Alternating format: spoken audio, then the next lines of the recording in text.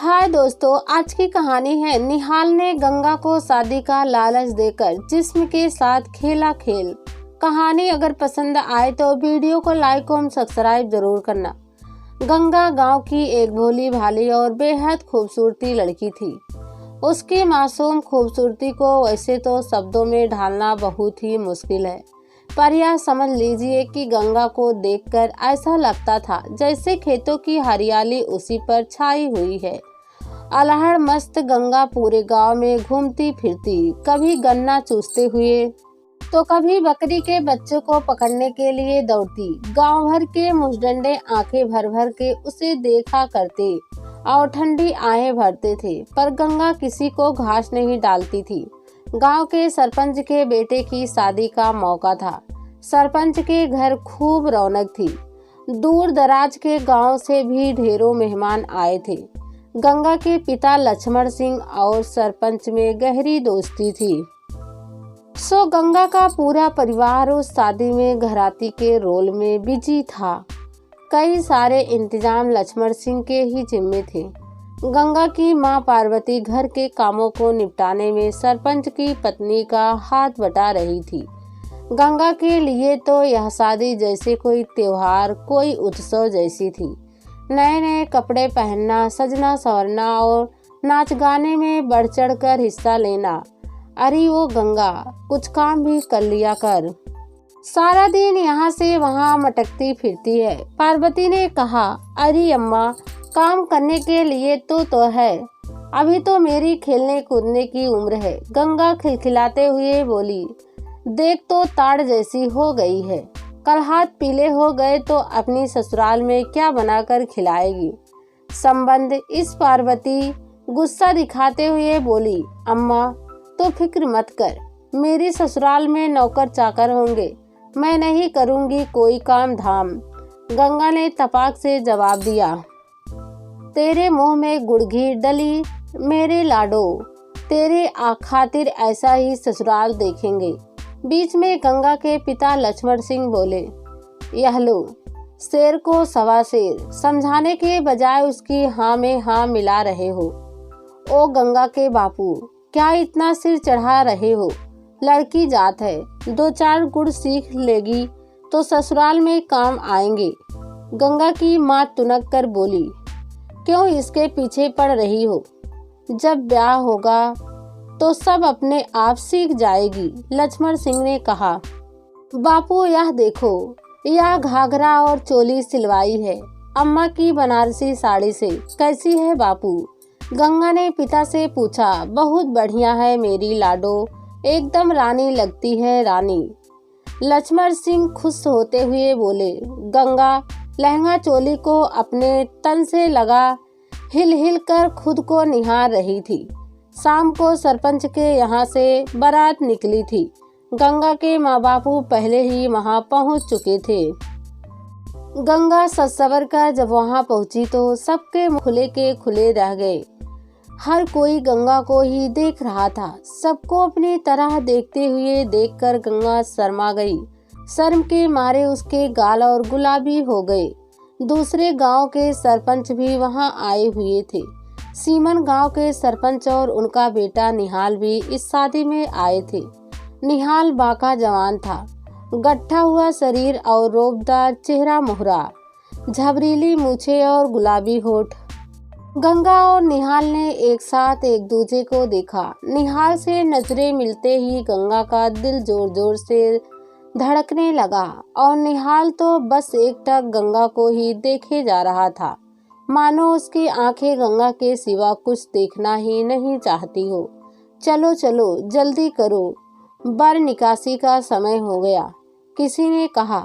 गंगा और निहाल की तंद्रा टूटी। बारात गई और बारात वापस भी आ गई, लेकिन गंगा और निहाल तो जैसे एक दूसरे में ठहर गए थे। प्यार का बीज फूट चुका था। गंगा, किसी ने धीरे से गंगा को पुकारा। गंगा ने देखा कि एक कोने में निहाल खड़ा था। उसने गंगा को इशारा किया कि घर के पीछे आ जाओ। गंगा का दिल जोर से धड़क रहा था, पर निहाल से मिलने की बेताबी भी थी।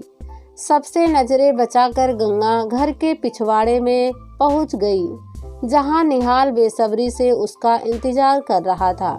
गंगा, निहाल ने गंगा के कान में कहा। गंगा का पूरा शरीर सिहर गया, मानो निहाल की सांसें खून के साथ उसकी धमनियों में बहने लगी हो। हम आज अपने गांव वापस जा रहे हैं, निहाल ने गंगा से कहा।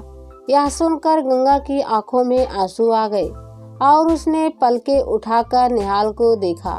अरे पगली, रोती क्यों हो? अब मैं तुम्हें ब्याह कर हमेशा के लिए साथ ले जाऊंगा, निहाल ने गंगा के आंसू पोंछते हुए कहा। गंगा थर थर कांप रही थी। निहाल ने उसका माथा चूम लिया। गंगा को ऐसा एहसास पहले कभी नहीं हुआ था। वह लता की तरह निहाल से लिपट गई।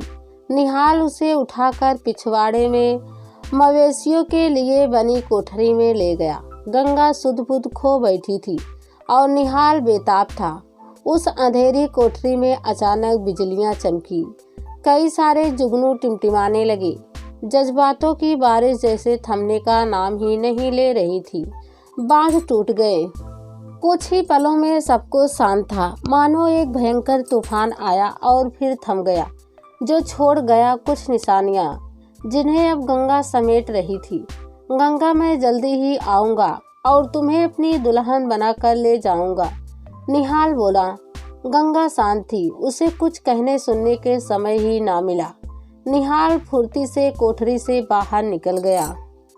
गंगा पिघली जा रही थी। निहाल के प्यार और इस अनोखे एहसास से घिरी गंगा कोठरी से बाहर निकली। निहाल अपने पिता के साथ वापस गांव के लिए निकल चुका था। गंगा नहीं जानती थी कि जिस पर उसने अपना सब कुछ लुटा दिया है वह कौन है, किस गांव का है और उसे लेने कब आएगा। मदमस्त लहराती चंचल गंगा एकाएक शांत और गंभीर हो गई थी। रात दिन आहट रहती कि अब निहाल आए या उसकी कोई खबर ही आ जाए। कई महीने बीत गए पर निहाल नहीं आया। पार्वती और लक्ष्मण सिंह समझ नहीं पा रहे थे कि खिलखिलाती सी उनकी बेटी क्यों पल पल मुरझा रही है। नदी किनारे बैठ आंसू बहाती गंगा हताश हो गई। उसका धीरज अब जवाब दे चुका था। अम्मा बाबू का ब्याह के लिए जोर देना जैसे गंगा को भीतर ही भीतर मार रहा था। एक दिन नदी की आती जाती लहरों को देखते देखते जाने कौन सा तूफान गंगा के दिल में उठा कि उसने नदी में छलांग लगा दी। गंगा डूबने लगी। उसका दम घुटने लगा, सांसें उखड़ने लगी। एकाएक हाथ पैर मारती गंगा के हाथ में लकड़ी का एक भारी लट्ठा आ गया। गंगा उसके सहारे तैरकर नदी के किनारे आ गई। पानी में कूदने, डूबने और मौत का सामना कर लौटी गंगा के मन में एक ही विचार बार बार कौंध रहा था कि जानबूझकर पानी में कूदने या अनजाने में पानी में गिरने पर इंसान कितना छटपटाता होगा, कितनी तकलीफ देह मौत होती होगी। उस समय उसे अगर एक लकड़ी मिल जाए तो कितनों की जान बच सकती है। बस उसने कुछ सोचकर जंगल में लकड़ियां तोड़ी और उसने एक नाव तैयार की और उतार दी नदी में। अब गंगा ने तय किया कि उसकी जिंदगी का एक यही मकसद होगा। वह इस नाव से सबको पार लगाएगी और डूबतों के प्राण बचाएगी। गंगा अब नाव वाली गंगा कहलाने लगी।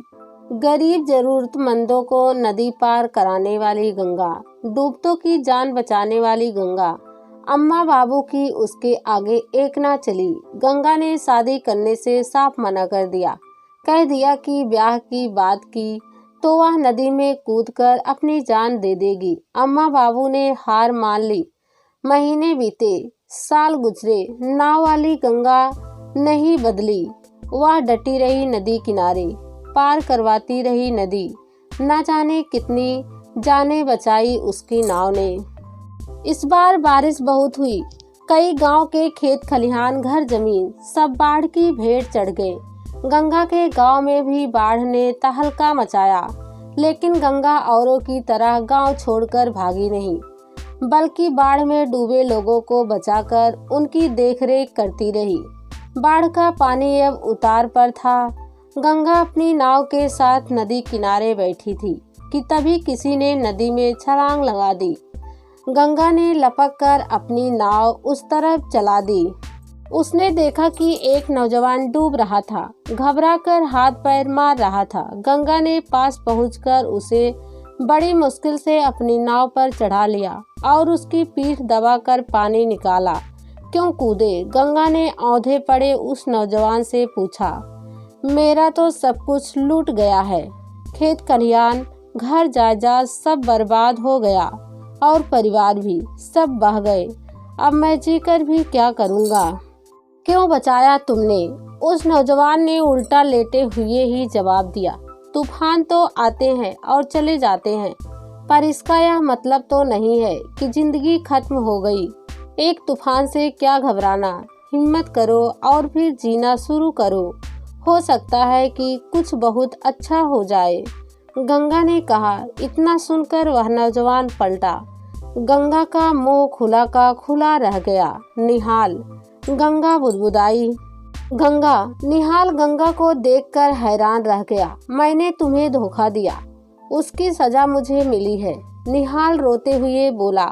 गंगा की आंखों से झरझर आंसू बह रहे थे। गंगा, क्या तुम मुझे एक मौका और नहीं दोगी? निहाल ने गंगा की आंखों में आंखें डालकर पूछा। गंगा अवाक थी।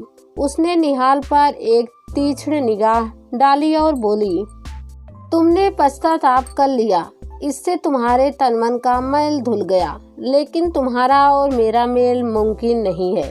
आओ तुम्हें नदी किनारे लगा दूं, क्योंकि बीच मझधार में छोड़ना मेरी फितरत नहीं है। निहाल को नदी किनारे पर उतारकर गंगा की नाव चल पड़ी। निहाल देखता रहा दूर तक। उथली लहरों पर गंगा को चप्पू चलाते हुए नदी की कलकल से मानो यही आवाज़ सुनाई दे रही थी। सागर से मुझको मिलना नहीं है, सागर से मिलकर मैं खारी हो जाऊंगी।